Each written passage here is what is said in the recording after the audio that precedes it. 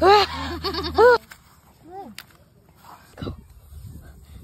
naman na. Hi guys! Nandito tayo sa Tolmi State Park para manguha ng clams, oysters, at iba pang mga isda. First time lang namin dito.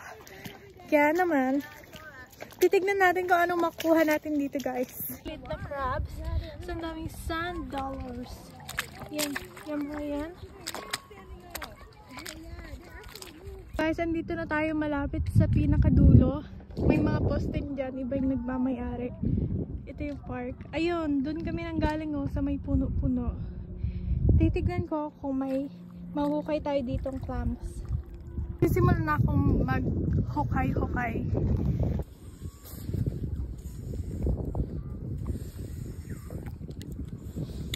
Ano ba yan? Laki niya. Yan o.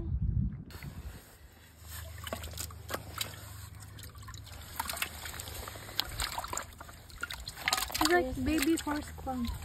Yeah.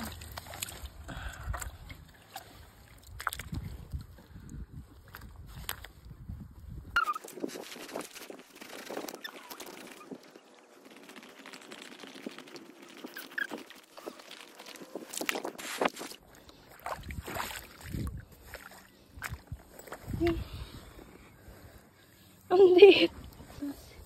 Meron ako ulit nakuhang ganun. Ganito siguro yung clams nila dito. Hindi ko alam anong tawag dito. Nakuha ulit ako isa.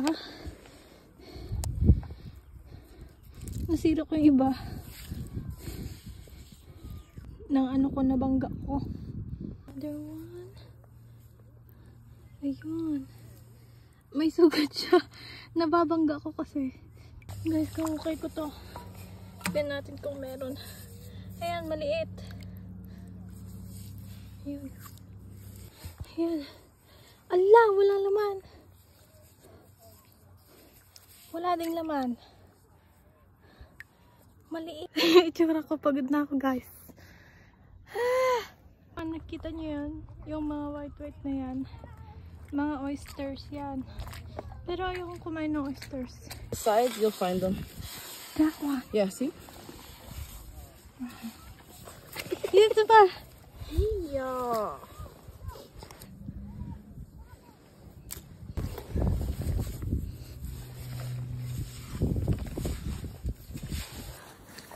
Giving her a hard time.